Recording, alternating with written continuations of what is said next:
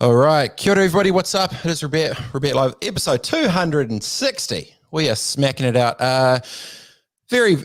I'm today threatened about my guest. I'm threatened because he's had a lot more time on the microphone. I'm threatened because he knows a lot more about this technical and digital landscape, but I'm going to take on the challenge. Ladies and gentlemen, founder of Dash Radio, weapon in the hip hop game.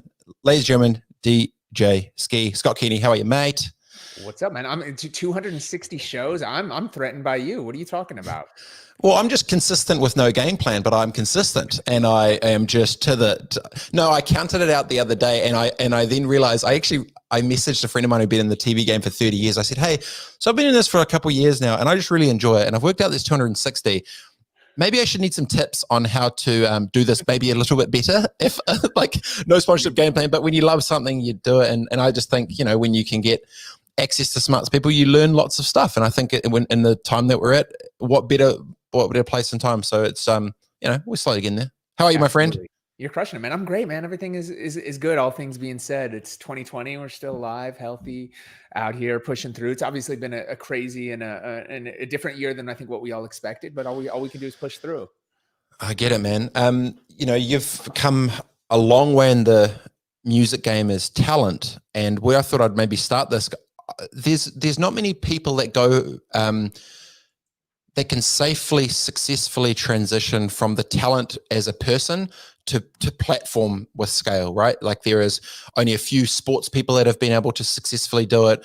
There are not many people in the media landscape, but then you've managed to go from, the journeys of the MC DJ game all the way into now Dash radio, which I think is it 10 million users. You probably up more a bit, even more now. Yeah, we've grown. What do you pandemic? So yeah. What are you at now? I think we're publicly, I don't know if we've announced it, but we're a couple million even over that. So geez, good on you, man. And so maybe I was going to ask the first question was, how did you mentally shift from, like, when you're a talent or an artist, you are very set with what your vision is, what you're about, everything, all that.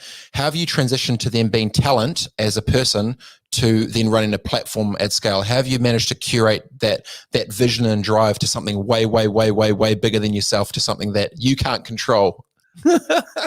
That's a great question, right? And for me, I was lucky where my foundation was as an artist. I started DJing when I was a teenager.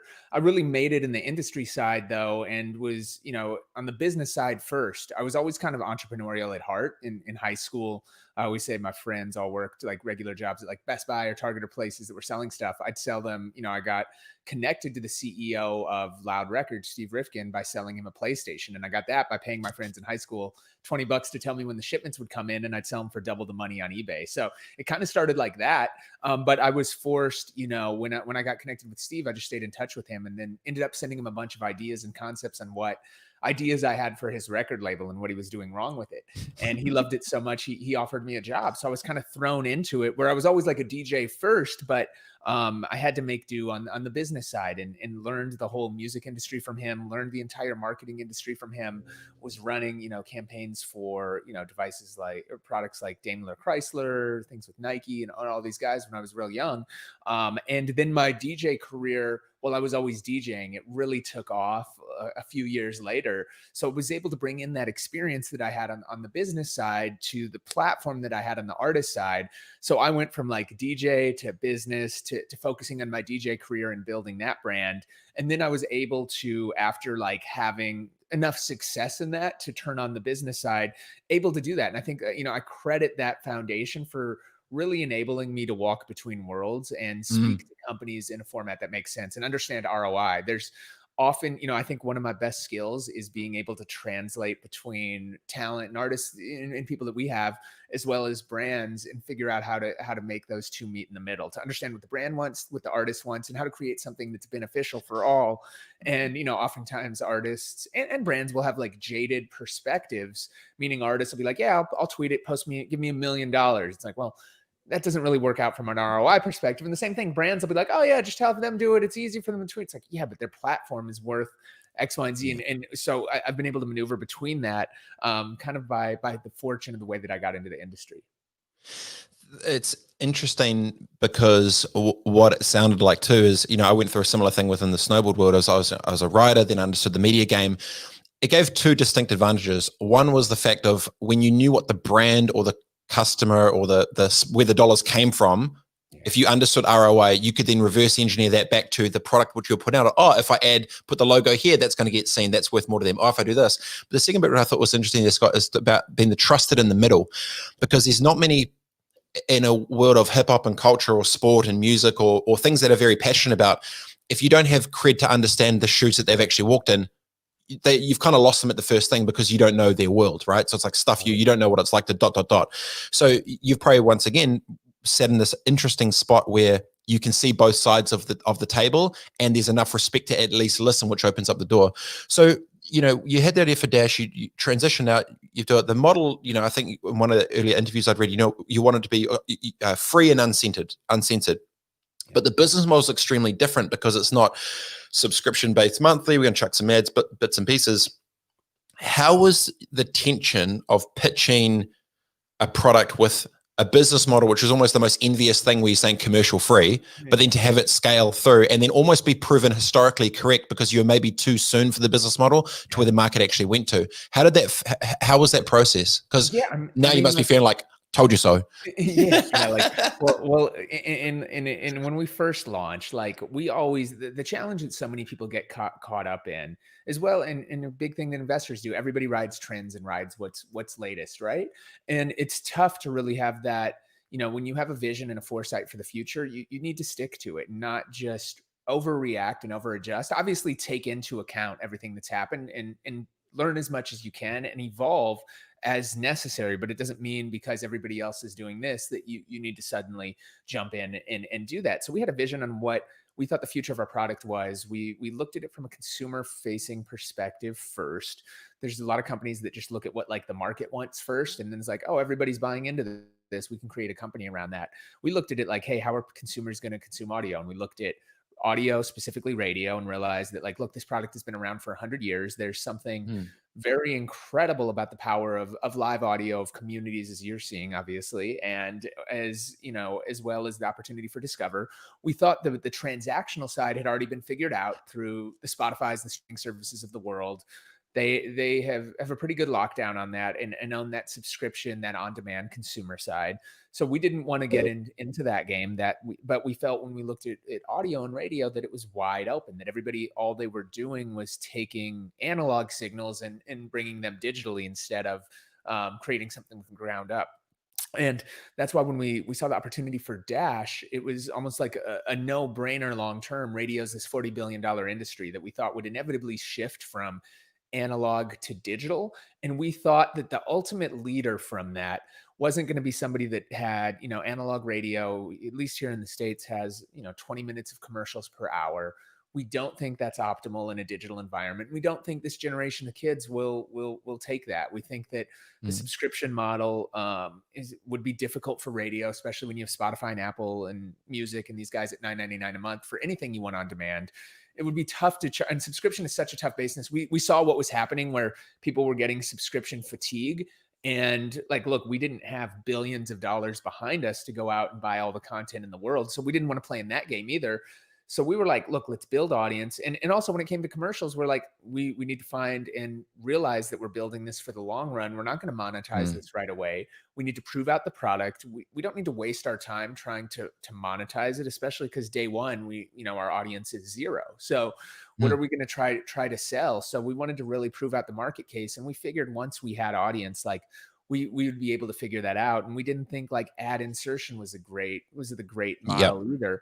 We really wanted to focus on looking at what radio was, and that serves as this great centerpiece to connect with but artists, with fans in a live environment, to promote records and to create these engaged communities. And we can monetize them because we're digital. We're not just limited to our audio product, meaning that while we are Dash Radio, We have, an experiential space that, although 2020 is not a good example of it, but we can ticket and sell, experiences to people to come watch shows, to buy merchandise. And we think that there's much better upside in that than trying to go into that CPM game. And honestly, until like Yeah. we're at the scale of when you understand it from an ad perspective, until you're at the scale of like, having hundreds of millions of users, it's really tough to monetize, because the ad buyers, their job is to basically deliver the most amount of impressions to their clients for as cheap as possible.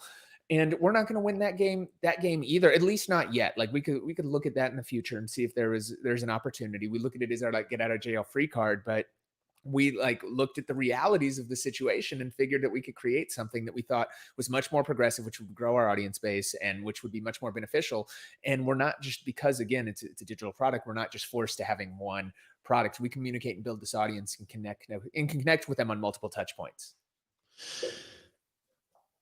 What I find is interesting, you've taken like a chess versus checkers approach of the music's going from analog to digital, but the model isn't going to be sustainable shifting that same thing across. The gap of where you've seen, then exactly to your point, you're not chasing that whole next wave. Is if you long game it out and the experiences, that's the ideal thing. You'd rather position there, learn, craft, organically grow, be the David, and roll it out. But with that long-term perspective, the same way, I remember seeing that photo, of Bezos in the room, and it says like Amazon in 1999 or some shit. It was like, what's this guy up to? But he understood, which not many people do, of the long game with chess with it, because at the end of the day, it's about that consumer. And then there's also an interesting other layer to it. And I've been thinking about this a little bit of why I feel it will win, is this idea of when things morph and change. Like, so when Facebook came out, it was totally open to everyone, all good. Snapchat came out, it was totally closed off one-to-one. They both still won because they had different sort of game plans with it. The interesting thing about humanity and tech, and with where we are in 2020 and all the rest of it, is everyone's going so tech, so AI, so automated, so one way, that it's actually enabled us to stop and be like, okay, well, I actually think old school is going to be the new school. I actually think that analog will be the new digital. I actually think that, human curated touch of that, I don't need to go through song by song to pick, is going to be, and there's this weird thing, which I feel only a few people have seen, which is tech as we get, you can't beat the human. As much as robotic as the AI comes to, you've got to do that. So I think the timing and intersection of it feels extremely smart, but obviously the strategy of around, staying that David for the long game is going to be huge. Now in New Zealand, we only have 6 million, 5 million people, right? Dash is double our country, but in the bigger scheme of things, it's a numbers game with different. At 10 million, 12, 13 million users, how has your headspace managed to maintain mentally thinking of David? Like how is that culture driven into it? Because there's a very distinct thing when there's alignment with the North Star of that vision in a business. And I'm just really intrigued to know, how have you made David the culture in Dash? It's a great question, and all your points are spot on. Like you understand this as good as anybody. That's why you're the best at what you do. For us, I mean, it would sometimes it'd be nice to be Goliath, but we built this. We saw the operational costs of, and like, look, I was here in the States in the biggest radio station in the country and the biggest radio network. I was on the biggest satellite provider in the world.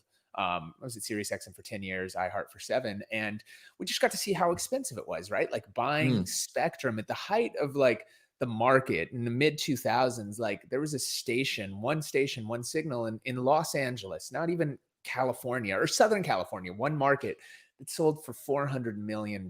So it just gives you like, that was the cost to reach one market with one station with one signal, and that's all obsolete.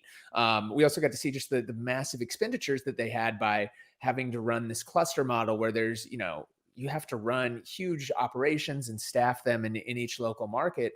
And we realized like you don't really need that in a digital world. And in fact, we can also make more local content because we're not burdened by trying to cast the widest net to get advertisers on that station. So we can let our talent really have that creative freedom to create the best product, which we think would win out in the long run, because content always, content is king is the old mantra, and that always wins out.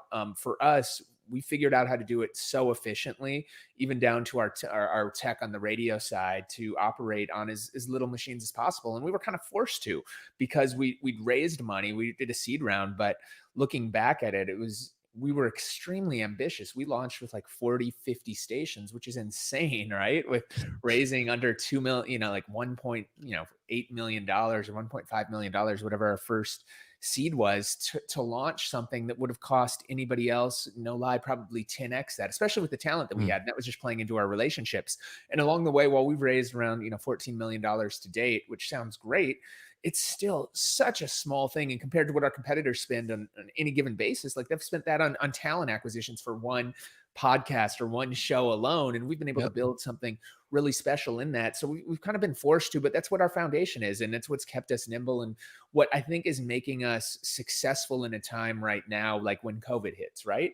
These other companies are burdened by such big overhead, and we'd started to scale up too, and had to pull back a little with that, but it wasn't as challenging for us because we were more nimble than others. And it actually, one thing that we've learned through COVID is that sometimes you can get more stuff done with less people. And that's just kind of the nature that we operate. We all just find ways to make it happen. And we've, by force have also, because we just haven't had the same resources that our competitors have. But that's one reason that we've stuck around so long and have been able to build this and turn it into something successful. And we don't think you need all the money in the world to do that. And at the end of the day, we want to be a platform to empower great content and great storytellers, utilizing audio. It brings me to the model, right? Sustainability of it is essentially, it's a 50-50 split with you and the talent for the channels, bits and pieces.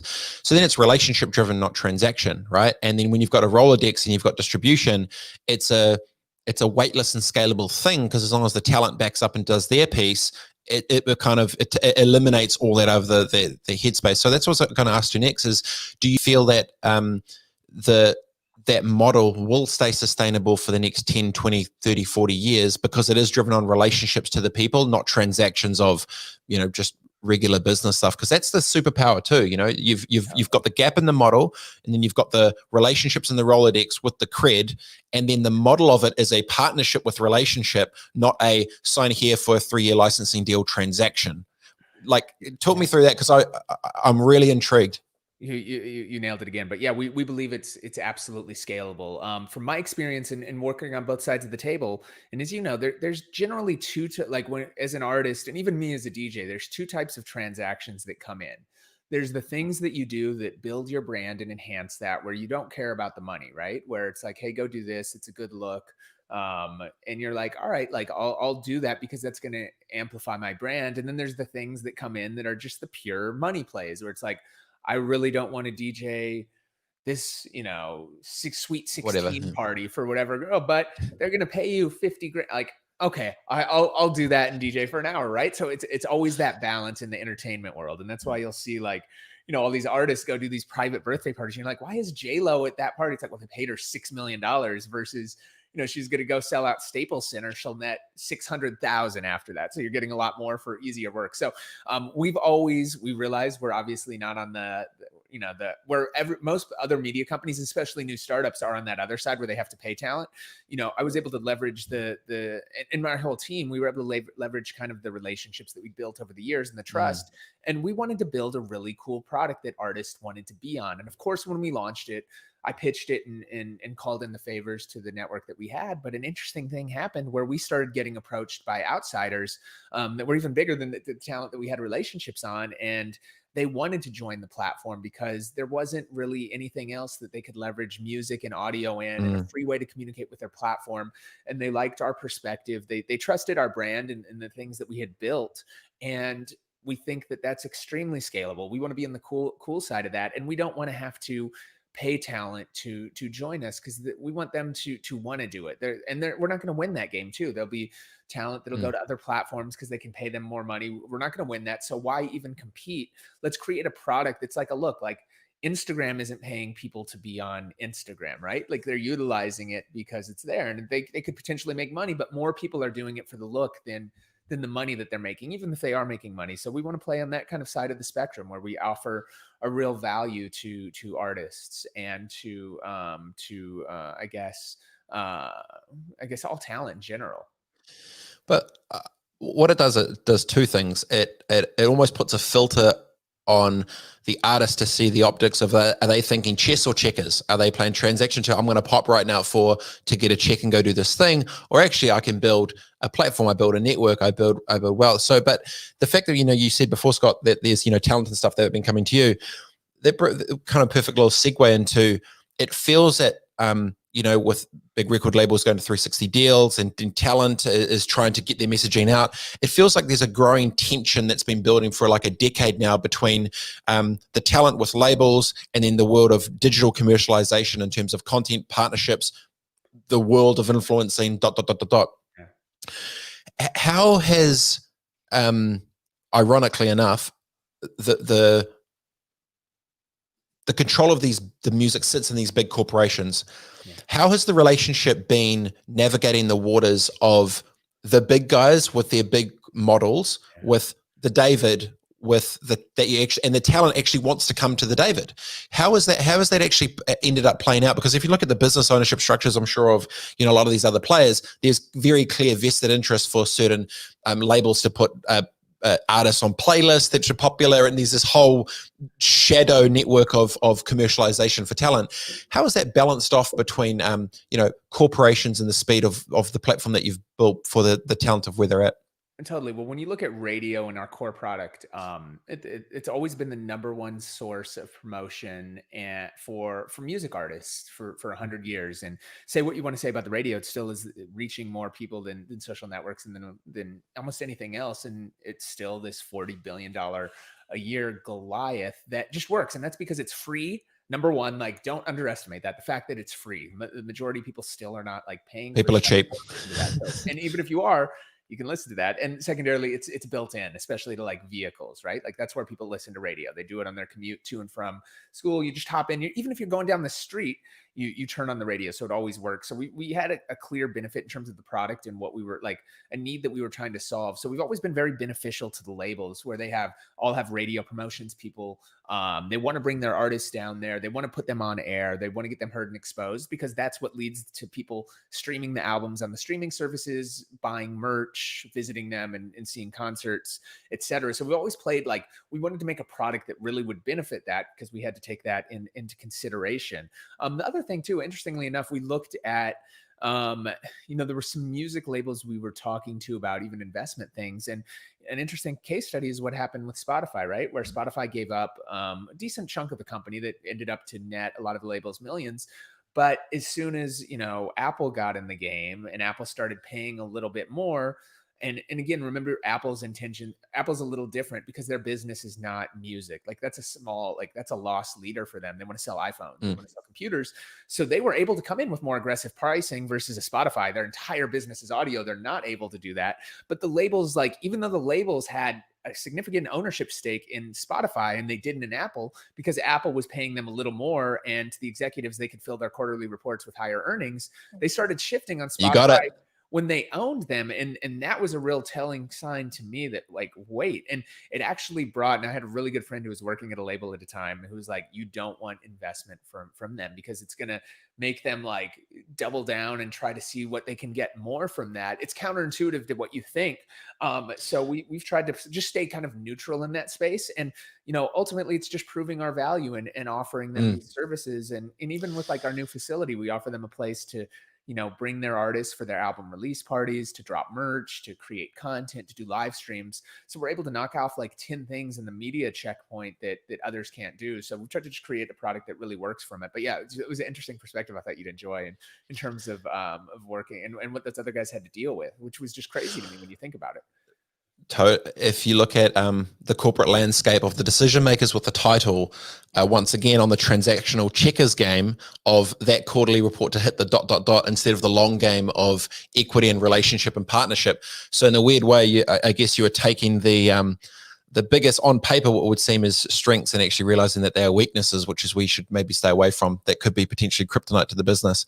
Isn't that ironic that regardless how tech we get to, just human behavior of the simplistic nature of what's in it for them ends up just putting a magnifying glass on where the actual play is.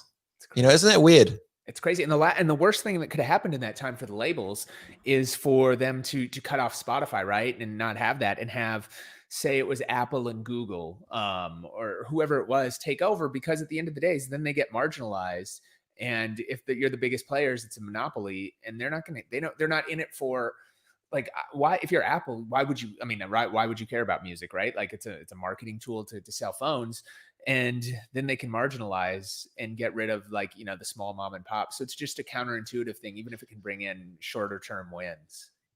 So on that point, there's you're playing chess, they're playing checkers.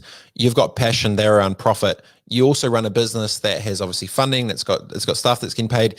How do you navigate from a leadership perspective of the business, the passion of what you have for what you do versus the profit of what the business needs to actually achieve to be sustainable for the next 50 years? Yeah, I mean, it's a tough balance, right? And it's something that I have to learn, and that we deal with every day, right? Like, ultimately, I'm lucky that I came in this from an artistic perspective, and Mm. I've had enough experience in my life to realize that it's not just about money. Otherwise, we could try to, bleed a rock dry. But we think longest term, the best value comes from products that are great for consumers. And in this era, because it is so cheap to launch a product like this, meaning we launched Dash, which in essence is like, comparatively to Sirius XM here in the States, which cost billions and billions to launch, we launched Dash for 1/100th of a penny of what they did. So it's going to be just as easy as whoever comes behind us to do the same thing. And we think long term, Yep. years from now, whoever is best for the consumer and creates the best product will win out. And we've had to stick by that philosophy in our pitches. And it means certain investors haven't understood the model. They don't understand where we're going, and it just wasn't for them. We were lucky to be, get a great board and get a great team and a great group of investors that really believed in us and believed in this kind of crazy vision. And so far, we've been able to pan it out for them. But that's something that people are always questioning what it is, what the monetization is, especially because we have a non-traditional technique. But we Mm. think that we have to do that to survive for the long run versus just doing something for the short term, which could, generate more profits, but wouldn't, it's not really what we want to be, and what our vision of the company is. Well, it doesn't have legacy, but I think you brought up a good point, that Scott, around the thing with when everything gets, democratized through tech. If everyone's got the same, I have these three T's I'll talk about, like time, tech, and talent. Everyone got the same time. Everyone now has the same access to the same tech. So it's like, cool. Yeah. Well, the variable is the talent. Okay. So if talent becomes about relationships, maybe the ninja move is actually the Rolodex of relationships with depth and long game instead of, once again, the short. But the other thing I thought was just interesting on that too is, when you talk about the model of it, essentially Dash's model is almost like the App Store. They've got the platform, the talent comes in, builds it in, they take a percentage split. Obviously they take 70-30 or whatever, but they don't have the risk of that. They then get housed in the platform, they then go to market, the talent then advertises their apps elsewhere. And if you think about what that is, they just created a hub and a home for the talent to have an outlet.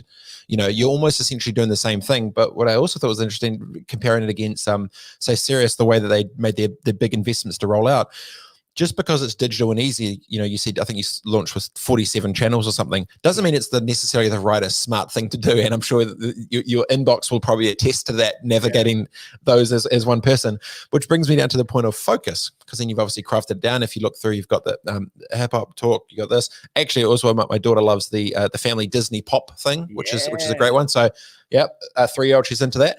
I love it. But brings it, so it's on my favorites, which brings it into focus. So from a founder's perspective, when you're passionate about it, focus is tricky. What was your headspace to go from, just because we can do it, we shouldn't necessarily do it, to now, hey, I'm trying to create a global brand and business here.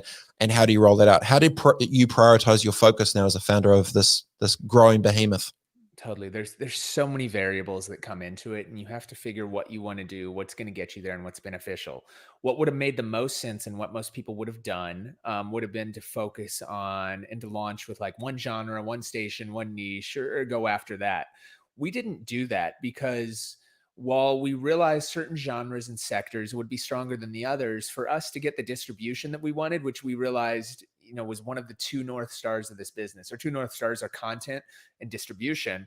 But in order for us to get on to the same places that are like vehicles that are playing Sirius XM and competing with them, if we were just targeting one niche or genre, we weren't big enough to get that get that attention because they only have room for X amount of audio platforms, and they need something that's going to cast the widest net, because some of their audience is going to want country, some is going to want kids pop, some is going to want classical, some is going to want hip hop, someone's going to want rock. So we had to cover all of those sectors, even if we didn't honestly, and some of them we didn't, like we did a more generic job, and we did more thorough ones, and others we walked in knowing that, realizing that we were going to have to take that sacrifice, and that those probably wouldn't be our most listened to channels today, but that we could always scale those up. But it was important to have so we could get the distribution, which would give us the opportunity to create more content. So we realized that was kind of, we made that decision and had to kind of stick to it. So we really, and a great question just on focus, there's a lot that we do and a lot that we want to do. And that is a huge challenge, especially for me, but it's something that, when you find your passions that, I believe that if they all align, and if you have this ultimate vision on how they work together, as long as they're all in line, it's fine. Meaning that this does this, and they might not seem related, but they all go together. It's not like we're manufacturing bicycles and then creating a headphone over here and doing things that aren't related and have no correlation. Everything that we do strategically goes together and fits towards that longer plan. But really, our first two things were like, all right, will this help us create content? Will this give us distribution? If it fell in line with that's what our North Stars were and what we had to make those decisions on. And that's why we had to launch with a bigger thing and make it feel like it was bigger than it was, because it's the chicken and egg scenario. You can't get the distribution until you have those things, and you can't get the content until you have the distribution. So we made a choice to launch with a significant amount of content, focus on a few high level like talent and brand names to launch and roll with, but still have everything else covered. And we had a great team that was able to pull off a phenomenal job to that. And we've since filled that out, and that enabled us to create all these different vast distribution channels for us in the Dash side. How does your board rein you in?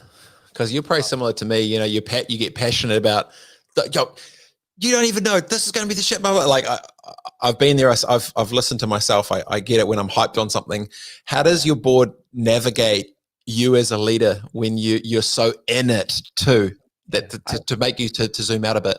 Yeah, I think it's great because they offer that different perspective where they're not in it on a daily basis, and they get to see from a 10,000 foot view. And, we're lucky where they have some of the best experience in this space. One of our guys used to run was chairman of the biggest media company and conglomerate in the world. So he has experience that's second to none in that. And by being able to learn and hear from that, we're able to bring in, and they've always been like, look, they've been great at like, look, you're going to make the decisions at the end of the day. This is your ship and you're the one that runs it. We're here to give you feedback and to give you insight, but ultimately like you'll know best. So they've done a great job of allowing us that freedom while also teaching us from experience and sharing what's worked and what hasn't, and being able to reel those things in and keep us focused on what the vision is, because, we do have that balance, especially as we grow, where we do have to unfortunately we can't just be creative and build the coolest thing in the world. We do have to monetize it. We do have to build those things out. So they've been able to help us make that transition they also understand, like, we can't just bleed a rock dry. We're not just going to turn on this and, do the, we're coming in and just monetizing every penny and sacrificing the product and kind of, rating it, doing the corporate rating thing. So we've been able to have a great team that's really been helpful for us. Well, also as well, if you take that App Store mentality, after someone comes in on one channel, a little solo, it just filters and bleeds through the rest of it. Next thing you know, I'm sure you can track from the data of the various different favorites channels, which ends up going depending on what other human is interacting with that human. And so you've got, your kids thing here. I'm driving. I've got my workout stuff. I've got my dance playlist. I've got my hip hop, whatever else too. So you get the benefit of that too, because you've almost got, a whole bunch of different breadcrumbs, which start with credible breadcrumb in this space, which then organically morphs across, right? Yeah, exactly. You nailed it, dude. So that's what it's. I mean, yeah, that's precisely what it is. I get really. It's interesting because I love content, I love creative, I love commerce, and then when I look at things, especially with this, it's a moment too, because big dogs in the industry see some young buck coming up, been in the game for a minute, and it's like, yo, I'm going to back this kid. I'm going to back the jockey, back the jockey, back the jockey. And I've had friends who are investors, and they see the same thing. They're like, look. Like I will happily lose time and time again if I trust the jockey. And then when you've got that credibility and the legacy, you understand what that actually means in the space to have so long. I was talking about formatting you just quickly before you talk about the Spotify thing. Obviously, recently there's been probably the big one in the podcast world is Spotify does music. Now they've got Joe Rogan. Joe Rogan comes across. Obviously, in the day, their stock price went up like $5 billion. So I think the 100 million instantly just wiped that out for the day. So let's just maybe park that conversation. But what I thought was interesting about it was there was clearly a decision made at the top to go after different formats of a format. Yeah, cool. Music is one way to listen to a 3-minute track, and also there is a 3-hour thing around taking up time and all the rest of it. So there's one on format, and the second one is on censorship. You said you want free and uncensored, and if you look at some of the reports, not that they've addressed it publicly, but there is clearly and now it's not a freedom of speech issue. It feels like there is definitely like corporate interests, what you can and can't say within a business, to what the platform is there for in terms of things. So it may be in a nutshell, strategically, when you looked at the Spotify deal, what did you see that the sound bites of public didn't see? Yeah, you nailed it, and it was obviously worth it. And that's one of those stupid things from an optics perspective, right? Where people jump on and like, oh, they're doing this, and like spending 100 million sounds crazy until you realize that it jumped your stock 1%, 2%, which more than wipes that out. So I think it was beneficial for them. They've obviously look, they're very candid in the issues and dealing with music licensing and royalties, and they need to figure out that the company still needs to figure out a way to generate higher margins to truly be successful long term, and they want to be the audio of everything. And that's why it was a great acquisition for them from that perspective of starting to create in-house IP and content and moving towards that studio model. I mean, we're big fans, obviously, of creating original content. If you're just the pipes that connect, at the end of the day, all the streaming services, whether it's Deezer, Spotify, Apple Music, Tidal, you go so on and so forth, they pretty much have access to the same catalogs and libraries. So the interface is the only thing that differentiates them. So you're just a utility there, and they want to be more than that. So it's smart for them to jump into that. And that's why we look at our opportunity as not the music that we play, it's the personalities, it's the content, it's the IP, it's the experiences, it's everything that we create around that. So I thought it was great for them to do, great for the industry to be spending more money on these content studios, and they have the power to really hopefully make some of these shows as being the the 400-pound gorilla in the room, give them even bigger audience, give them the opportunity to create better content, especially at a time when media companies in general and content is struggling. So I think it's great. The more money being thrown into the space, it's better for everybody. But you bring up a great point in terms of what that means for accounting in terms of voices, right? There's some there were some episodes that they took down, specifically Joe Rogan's, that they didn't fit with their brand lines. And that's where you get into a tricky space. And they dealt with the same thing around R. Kelly when they removed his music, and then it caused a backlash because here they are taking down, at this point, an African-American who was not convicted, despite what all the evidence says, right? What we all know and see, still not convicted. In the time you're leaving up other artists that have been convicted of that, notable white artists over history that have just as questionable as reputations. How do you walk that fine line? And it pissed a lot of people off. And one of the challenges I think with them is, that's one of the challenges with them. I've always looked at Spotify as a great tech company, right? Daniel built something incredible there, yet they've never really had a curation voice. If you look at all the IP that they've tried to create historically, that's not what they do well. They tried to get into video. They tried to get into podcasts before they started acquiring things, and it never really worked. So their strategy is we're not going to try to create this. We're going to try to acquire others doing it, which is right, because they that's not their strong suit, right? Their strong suit is tech, building audience. They changed the music industry, so do not discount them for that. But that's what they do. They're not content creators. They're not IP creators historically.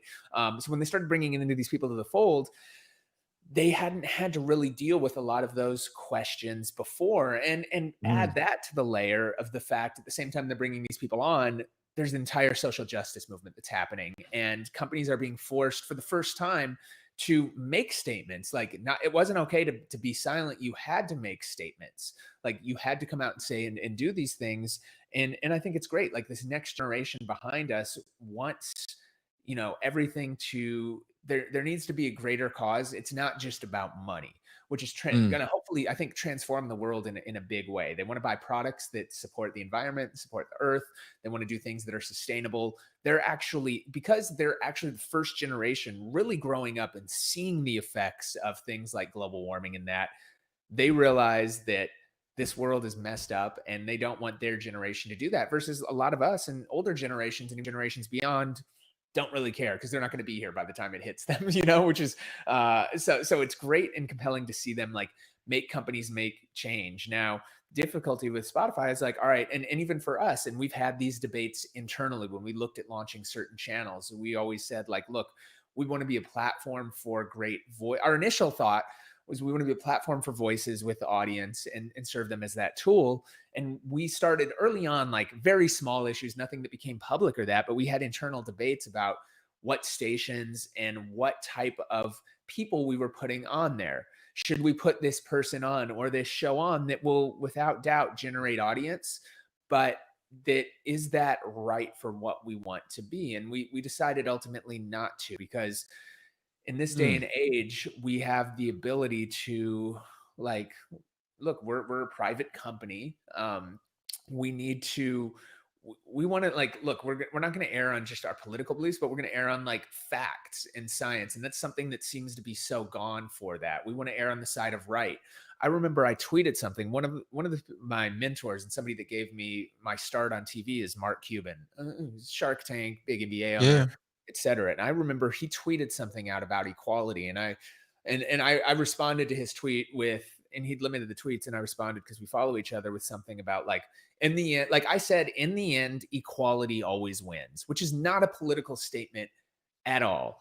You should have seen the comments that I got back from all these people like, oh, this and that. And I was like, guys, you guys are arguing over equality. Like, we can't argue over that. If you want to argue over taxes and things, that's fine. And I intentionally said it, it's not political, right? Like, it's not I didn't feel like that was my space to get political despite whatever my beliefs were.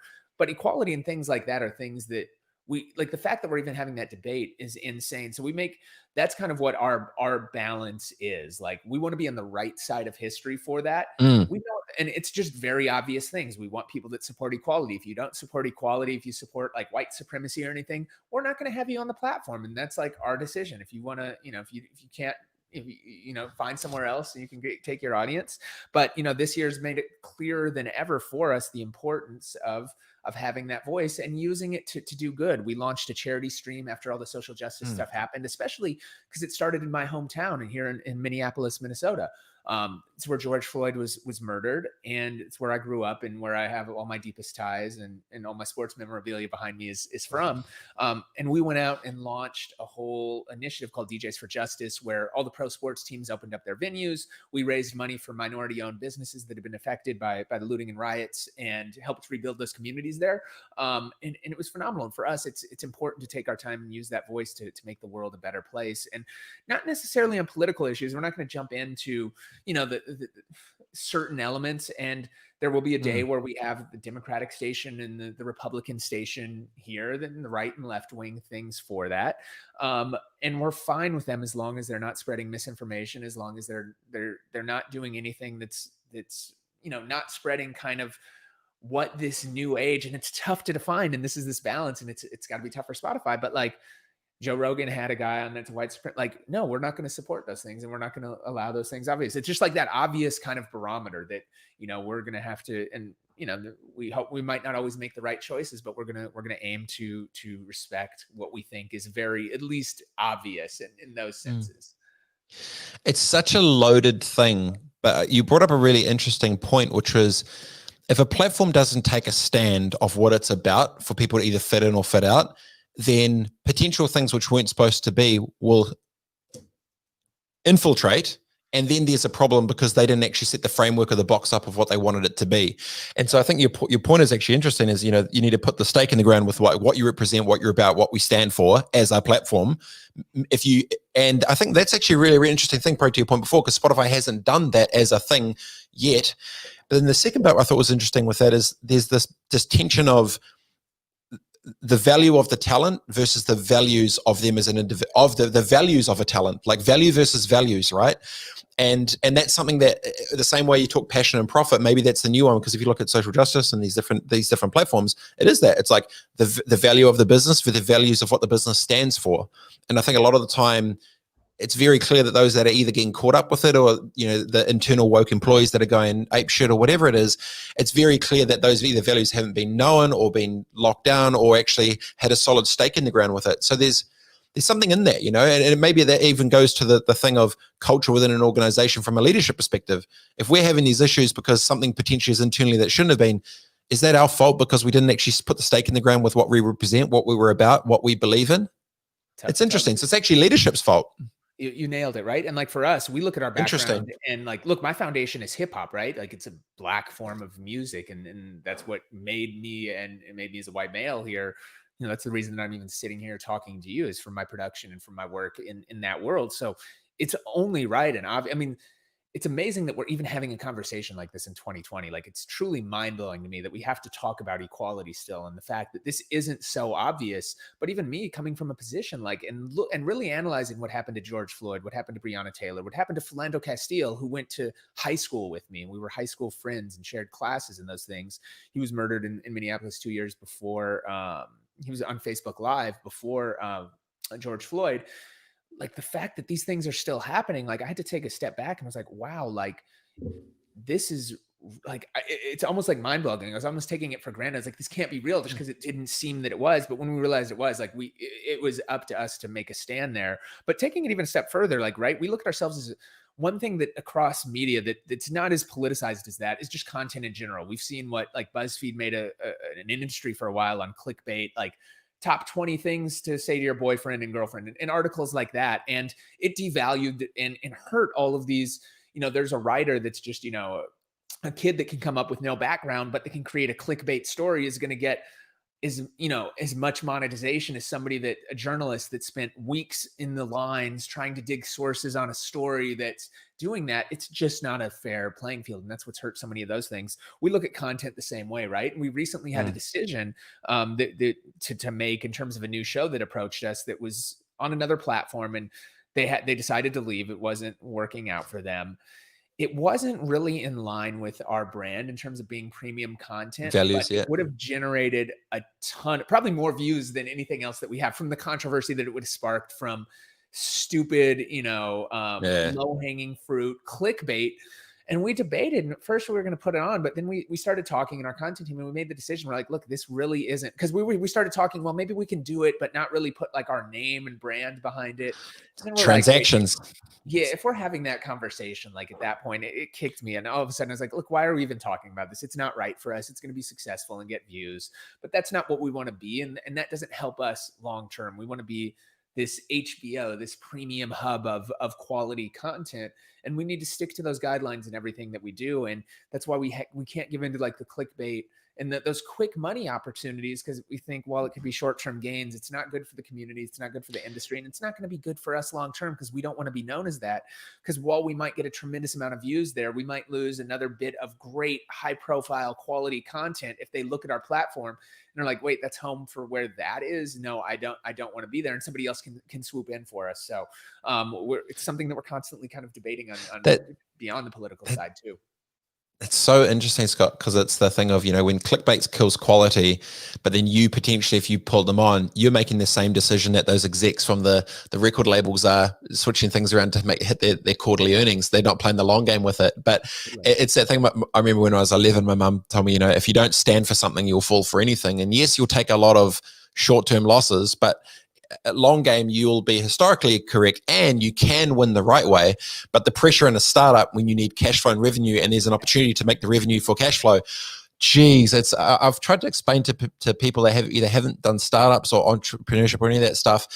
It is so tempting to take the bad apple when you are desperate to eat. And like, look, at the end of the day, and we've been in situations, right? Like, where you have to pay your bills. Like, we don't have a small, nut. I've gone all in on this, and it's like, all right, we either do this, or are we gonna be able to make payroll and things like that? So it's and you have to find that balance. But I think at the end of the day too, you have to focus on long term, and that's what I've done my whole career. And maybe I've maybe I've done it the wrong way, but for me, it's gotten me to where I am. And even when I was like DJing, right, like it wasn't about doing the most gigs and taking that. I'd rather focus on really cool things, even if they didn't pay much, and then get paid by doing some of those other things, because I figured it would build my brand, and that's how I was able to get a TV show, make the connections that I have, ultimately launch Dash.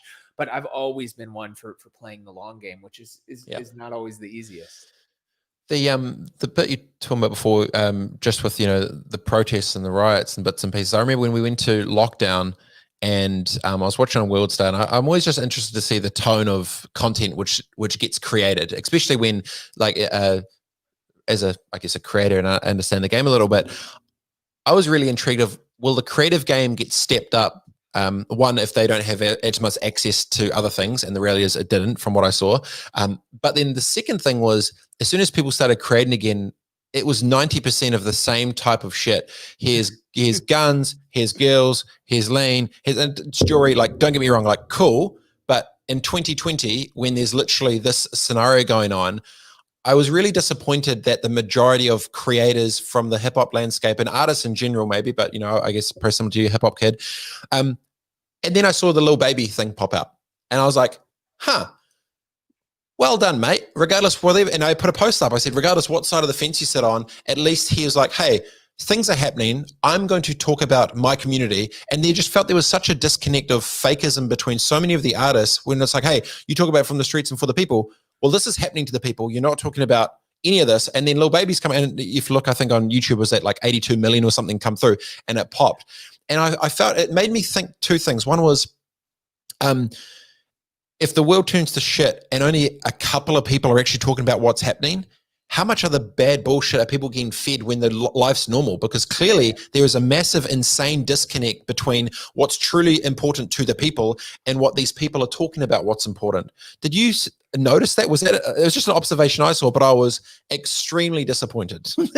I look, I don't disagree with you there. And like what Lil Baby did, that's not something that a lot of people would have expected from him, especially like he's a kid that wasn't rapping a few years ago, that just started rapping, that, P and Coach K discovered and put on, and he's like from the street. So for him to do that, it's probably wasn't the first artist that a lot of people expected. And it was a great record too. And it was so awesome for somebody that's like at the top of his game, at the top of the hip hop game, to come out and do that. And I totally agree. And like, that's why, and that's one challenge too, that I think that, algorithms and a lot of things have done to music, is that everybody's forced to, and that's why so many songs sound the same, because algorithms are finding things that sound similar. Like that's the way that they work, right? Like this is comparable to this, so it's going to generate this much of audience, and people aren't able to take risks. And even labels, they're not taking risks in developing artists. They're just looking for what's already there and adding their stamp to it and putting some more money behind it. So it's a real challenge facing, I think, music in general. And that's why I think at platforms like Dash and stuff, where we can actually break and play music and do this, where it's not algorithmically driven. We look at data to make our decisions, but at the end of the day too, if we think that there's a great record, we're gonna play it, even if it doesn't sound like anything else out there. And that's what's really missing from the community right now in music. You're obviously a busy man. You've got a lot of stuff on. How do you what's your headspace when you prioritize your time with your priorities in terms of your friends, your families, wifey, business, employees, global scale, everything? What's your formula? You color code your calendar? What do you do? It's a constant challenge. And to tell you one thing, it changes frequently. I'm always trying to adapt and learn and take from it. And it's not something that's easy. I mean, one thing that I found key, that I've discovered really like a few years ago, and have stuck to it. I didn't know this when I was in, first getting started, is like the importance of taking care of yourself. Obviously like mentally, which I still need to do, I think do a little more on, but like physically, like eating the right food, getting enough sleep, taking care of yourself like that. So for me, I make sure that I get enough sleep. If I don't get enough sleep, I'm not going to function, and I'm not going to be as successful. I'd rather work 8 hours with full night's sleep than work 16 hours with 4 hours sleep. I'll be 10 times more productive in that 8 hours than I will before that. it's not, quantity, it's really quality. And in terms of that, same with eating, right? Like eating and exercising. Like for me, exercising, if I don't exercise, I get like grumpy and start getting like depressed. So I found that those things are key to my mental health that I need to do, that I have to set aside the time every day. And I try to generally like exercise in the morning. And if I can't, like I'll make sure that I set aside it. All right, I'm going to do it in between this window, or I'm going to do it at night, and really kind of carve out those times. So first up, it's so important to find those things that kind of push you and take care of yourself physically. And also too, you have to really like get in this headspace where when you're doing work, it's great, but also be able to turn that off. Otherwise, like, you'll wake up in the middle of the night thinking of that. And like, I have to stop working after a certain time at night generally, because otherwise my brain gets running and I won't be able to fall asleep. And then it just messes up everything else. So you have to create that clear delineation, especially when you're going through stressful things on the business side. You have to be able to just like separate that and turn that off, and realize that like, look, whatever you're dealing with, no matter how serious, is it going to matter? Are you going to be thinking in that 20 years from now? Probably not. Yeah. Are you going to be thinking in that 100 years ago? Nobody's going to even know. So like, while it's serious now and you need to address those things, there's a time and a place for it, and you can't let it consume your life. Especially, there's nothing you're going to be able to do with it midnight at night. So I think it's super important to take care of yourself. And then for priorities, it's figuring out what your North Stars are and making sure that everything tries to fit within that box, leaving time for creativity too. One of the things one of the things I'm trying to strive right now is that I need to set aside more time to brainstorm and to build and like write out some of these ideas that I have, because it's so easy to get on just like Zooms all day and just go back to back to back, and all of a sudden you wake up and you've had 100 meetings, but you really haven't gotten much done. So it's a constant challenge and struggle, but I think it's just being aware of that and doing the best that you can, and evolving and finding a schedule that works for you individually. It's going to be different for each person. Do you take your phone into the room with you when you go to bed?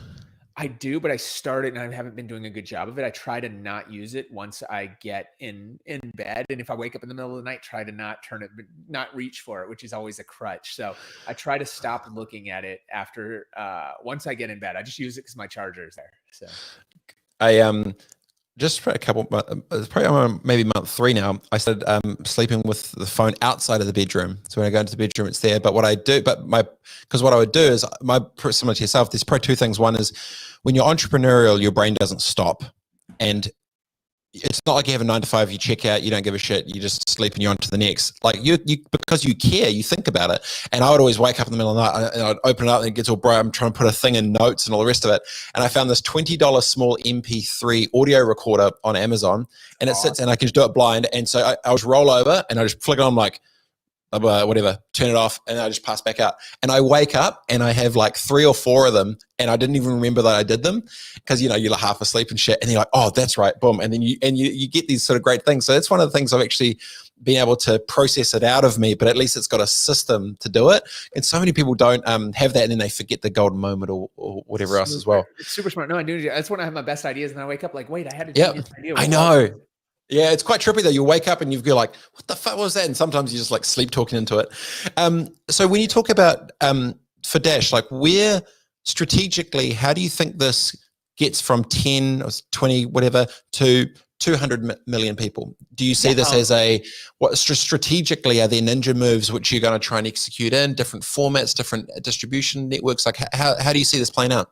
Sure. I think for us, it's continuing to focus on our North Stars. It's content distribution. That's key to radio. If we create the best content and we get the distribution where people can consume it in their own habitat, that's what's gonna get us there. And it's a marathon. It's not a sprint for us on this side. We look at ourselves like as if you see the positioning of Dash as a next generation content company, whereas like radio is our centerpiece and our first product. That's ultimately not all we are. We've, on our roadmap, we looked at like 2022 as originally like really jumping heavy into live streaming and video content. And with the pandemic, I was going to ask that. Yeah. And added that into this year. And we've since then done over 400 live streams on Twitch, and we didn't have a Twitch page in February. So this is all since then. We've really dug in on, I've been incubating like these virtual DJ sets where I use VR and an Oculus and a technology called Tribe to do these DJ sets where I'm basically represented as an avatar. There's no physical equipment in front of me. I have like controllers where I'm controlling it in the virtual world. But the great thing about it, instead of just like watching me on it here, like turntable and that, which can kind of be boring, it's an avatar of me, but the consumers in the chat are able to change the background by sending a GIF. They're able to request a song by sending a YouTube link. So it's the most interactive DJ set. And it's a next generation experience. It's not just, again, taking an analog experience and putting a camera on it, which I think a lot of people have tried to do. And I think that, we're really focused on creating what next generation experiences look like. And we want Dash to be this one-stop hub for talent where they can come to us and get their message out through radio. You're going to see us, starting to do things in podcasting, through video, through in-person experiences, through digital experiences. We want to, cement ourselves as kind of the voice for music culture on any channel and platform. And we started with radio, and that's what gives us this incredible access to artists, but we're now spreading into all these other places. So I think you're going to see us and pop up in a lot of that. And that's what we're really most intrigued on right now, because everybody's trying to figure that out. And I think we have a really unique position to do that as storytellers, as producers, as opposed to, you said something earlier that I wanted to touch on, where you were like, the tech is out there, right? And anybody can kind of go do these things. The tech stacks are there. I've always been of the mindset that, like, look, the last decade, 2 decades were owned by Silicon Valley, where the Facebooks, all these platforms were created. But the likelihood of people coming in and seeding a Facebook, a YouTube is slim right now, right? Like, they're there, the tech is there, nobody's going to beat them. But now it's the content gold rush. And there was always a big disconnect between Silicon Valley and Hollywood, where they were both arrogant in their own senses, where Silicon Valley is like, oh, the content doesn't matter, we can put anything in. And they tried to do their own content. YouTube notably started it years ago, and it all failed, right? Everybody tried to do it. Spotify, we talked about earlier, tried to do it and it failed. Then content companies on the same time had the same arrogance. We're like, oh, well, we can build our own platforms and do this. And they tried, and those things failed. Even recently, if you look at like Quibi and some of these things, like, hasn't really worked out. So we think that the first presence was, building those platforms, and that's been done. And now the thing is populating it. And that's what's so exciting. And we want to obviously play between and build really great tech and do cool things, but we're going to leverage the tech that's out there and create content in a meaningful way that's distributed in different ways. It's not just taking the same bit and posting it, cross-posting it everywhere else. It's creating unique bits that play well for whichever each specific platform it is. Yeah, I didn't know that was where the robot was happening, but I was really intrigued, because the way I thought of it in my head was, if you've got the brand of what it stands for and you're going to evolve experiences, radio is one part. And then obviously you had the partnership with, I think it was the Dream Hotel in LA, and then you've got the physical infrastructure. So it's cool, exactly what you talked about. We've got the pop-ups, live interviews there. And then I was like, okay, well, how does it expand out? Then you've got live stream, you've got the multi, a few things we talked about. I'm like, okay, that makes sense. And then my head was just going to, okay, well, if you've got power of brand and if you've got access to artists, and then they've got obviously the online activation, which builds a portal and pipeline of business. When that transition offline, when will there be Dash Fest as the new Coachella? When will there be, how do these, how does that brand breathe externally? And if you look at the way X Games did around, they got the talent in under the brand, and the brand goes global, the content goes to, like that whole thing. So it's really exciting to see the evolution of the analog to digital opportunities of formatting, but going from essentially evolving experience across entertainment. Totally. No, and that's exactly what we're trying to figure out. Like, there's some really exciting things, and we're working across all these new platforms. That's what we're so excited about, is the gaming world and all these new apps and platforms and metaverses that people are trying to do. And we really want to be able to be at the center of that and populate that. And that's those are the things that we're working on hard behind the scenes, while our core audio product is kind of on track to keep growing and keep pushing on its own. Well, also you've got the was it the cards and coffee thing you just popped up as well? I saw you. So just give me a quick context on that. You're obviously a collector. You love it. You and a few mates have just done another thing. So I before I got into DJing, I thought I was going to be a pro athlete. So I'm bringing my dreams back. But no, I've been doing work for years in sports, and it's always been about connecting sports lifestyle, athletes and artists. When Kevin Durant's in town, we'd put him in the studio with Kendrick Lamar, and they'd create a record, because Kendrick loves sports, KD loves making music, so it's and we'd create content. But they all want to be entrepreneurs. They all want to be. Exactly. The rappers want to be. I've run entertainment. I've done all the entertainment in terms of DJing and helping book talent and stuff for the Vikings here in Minnesota for the last 4 seasons in the NFL, and we've worked across several teams, multiple leagues, NFL, NBA, MLB, and those things have worked out really well. we noticed, I've been paying attention to it. I was really early on in the sneaker scene. That's my big vice is shoes, and was able to, be, I think, one of the first investors in StockX and really get deep into that scene because I've been collecting shoes since before it was cool, since I was a teenager. When I was selling PlayStations, I was also selling shoes, and that's how I met a lot of artists. But I remember watching that industry take off, and I was able to participate in that. I produced a documentary that's on Netflix called Sneakerheads, invested in StockX, and hosted a ton of sneaker shows and conventions. And probably some of my most viewed videos on YouTube are sneaker videos. But I saw this industry with like sports card. It had been happening the past few years. I collected cards and had a card, like I was selling cards as a young kid. It was actually my first business, but the business kind of had died out and really gained momentum the last few years. Saw it coming back, and the pandemic really hit. And I was actually able to double down and focus on it, being at home, not being on multiple planes every week, and just really saw there being this huge opportunity. And I hadn't seen an industry with this much velocity since, it actually has more than what the sneaker scene had. And I think a lot of those kids from the sneaker scenes are starting to jump over into cards. So when you still look at the card landscape, both on the content side and the retail side, it was very old school and very what you expected. So a couple of people had, approached us about doing things. I was actually looking at flipping. We have a front retail space at Dash that was just sitting empty. It's a pop-up space, but since the pandemic, and I was like, hey, let me put up some of my memorabilia and cards, and got connected with a guy, Dan, who was actually looking at opening a shop down the street at the W. It's like, hey, why don't you come down and check out our space? It's actually cooler. He did it, flipped. We decided to open a store together there. He brought in both a mutual friend, Steve Aoki, who's gotten into the scene well. And we launched, a modern day card shop that looks really cool and is what I think a lot of people are going to see and copy. And there's just a lot going on in that space. We're going to launch, you might be seeing a sports card channel on Dash soon. You might be seeing like podcasts and things coming out of our universe. So that scene has just exploded, and it's native to what I do and just a fun passion. So again, it's something that we're working on, but it works in, well, it might seem off brand from what we're doing with Dash. It actually fits right in that system. And we want to build, we're building what we think is going to become the leading, sports card audio network. And we think that that's going to be a big, big thing over the next couple of years. Well, then as soon as you start transitioning into different formatting of live with real-time transactions and e-commerce thing into it as well, the whole thing starts to tweak around. It's funny because it's, right at the start you talked about you're an artist, obviously, with your DJing, but then you understood the business world. It's like you've now got a framework which you are just putting into play to all these different passions, because essentially it is kind of a similar thing. It feels like, you're evolving experience from analog to digital in new ways, which is interesting because you can't do that. I call it the squeeze. In New Zealand, it's a squeeze where the 3s and 4s are becoming the 1s and 2s. Now, what I mean by that is that the young buck, shut your face, go get me a coffee, young buck intern from 10, 15 years ago is now 35, 40. And it's like, all right, now it's my turn to flex, my time to shine. Now I'm the marketing manager. Now I'm the GM. Now I'm the CEO. And then all that weight of shit, because there's how do I say it? It's like you're old enough that you've done enough shit to have enough credibility to be able to be in the room and trusted, but you're still young enough that you know what's up. And that squeeze is very tight, because in New Zealand, I'm probably at the bottom. I'm only 35 now, but I'm probably at the bottom in the squeeze. Just quickly before we go, I wanted to ask you on the shoe thing, because obviously I know you're a bit of a shoe head. If Kanye didn't sign to Adidas, would brand Kanye be as powerful as it was?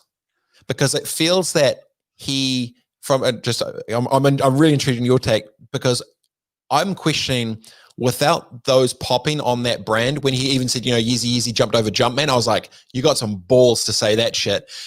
But when you look at the finances of what that platform of that product with that brand actually amplified him to be able to do, has given him a different level of status. If Kanye didn't have Adidas, would it have popped the same? No, because Kanye, what he built with Nike was incredible, and had a shoe where I remember there's kids like waiting, like it wasn't just like overnight. It was for weeks and weeks for the Yeezy with Nike. The challenge with Nike is, up until recently, their philosophy was that sport drives us, and we're not going to pay artists like real money. So Kanye is like, look, I want to do stuff, and Nike's favorite brand. Nike's my favorite brand, right? It was Kanye's favorite brand. They didn't offer him the opportunity, and they moved slow, and they let Adidas come in. And Adidas hit the luck of timing. They actually had a great product with the Ultra Boost that had just launched. Kanye was able to come in and jump and create a silhouette, and they opened the keys to the kingdom for him. And he's he has not made his most notable music in the time that he's been signed with Adidas, yet he's made, he's become a billionaire and made way more money and become a bigger cultural icon over that. And it's absolutely because of that. He's the first guy, and he set up the deal for Travis to do what he's doing over at Nike. Even like Virgil, right? Like Virgil came from the Kanye camp, right? Like Kanye was wearing the Pyrex Vision stuff before Off-White even existed, and people didn't know that. So like he set the stone for that, and it could be argued that Off-White helped save, Nike's cool and credibility on the other side of that. But yes, absolutely. I mean, he made Adidas hot. Like for me, I was not wearing Adidas before Ultra Boost really, and before Yeezy. Stan Smith, the Run DMCs, like all those things were great. It just was not my era. I was strictly Nike, Jordan, maybe some Reebok, Iverson, right? And but Yeezy made Adidas cool, and it made for him, they gave him the freedom to actually make money and turn it into a business. And I'm sure Nike's kicking themselves for not letting them do that and letting somebody else come in and take advantage of the market like that. But I mean, just look at it. Like his music has not been as relevant as it was, but the shoes and what he's done for the culture and those drops have made him bigger than ever. So without question, I think, and it just goes to show the power. And that's a great example. I've always said music is the best marketing tool in the world, and he's been able to monetize that. And while he's made a decent amount of money from music, right? Like we'd all be happy with it. It's probably not as much as you think. And as we've seen him tweet out with his contracts, right? He's making more money off these stupid shoes than he will for College Dropout, which is insane. The College Dropout is one of the best albums ever, and something that he'll be known more for than he ever will a Yeezy 350 or a Slide, but he's making more on each release after this. And it's because he leveraged music and that platform to get the situation and do it. So it's great. And it just goes to show you the power of music, although the money might not be where you always traditionally would expect or think to see it. Well, I think what happens too, it's that same thing. If you see the tension in the artist slowly building over the decade, they see an artist that's transitioned using music as the platform to actually start their own platforms and product, which they then own with equity, with bigger stuff. They're starting to see the scale outside of music with where, Travis Scott's even deal with McDonald's. It's like, who would have seen that shit? Yeah. But it's funny where I think you're actually right. Maybe music's just the marketing arm for the person to go to platform outside of the industry. Yeah, totally. You nailed it, dude. This has been a rad chat, man. I knew this would be such a good intersection of creativity and commerce and content and all the rest of it. And I love seeing where the roadmap's heading in the evolution of experience. Appreciate your time, dude. This has been really cool, and I'm stoked. I just like seeing people win, and it's cool that you're on a mission. And stay on the good side. It's rolling. Now in 10 years' time, we'll have another chat. Well, we'll be doing a lot more stuff before then, right? Together. I've got a funky feeling. I know. But the 10 years time, at the moment, you feel that you will be historically correct. In 10 years time, when I ask the same question, do you feel that you'll be validated to the market against David versus Goliath of what you're trying to go after? I mean, we obviously think so, right? Otherwise we wouldn't be doing this. But I think, so many things are going to change. And one of the great things about us is that we're able to evolve and adjust. Whereas a lot of companies, especially in radio and audio, have been hit hard. I mean, terrestrial radio is so dependent on local advertisers and small businesses, and those went away. Audiences went away when people weren't driving, and they had these huge operational costs, right? When you're spending $400 million buying spectrum, you have to figure out how to monetize that. They're tough. For us, it was tough like everybody else, but we were able to adjust and quickly launch. Like when I remember we were doing a big showcase at South by Southwest, 4 nights of shows.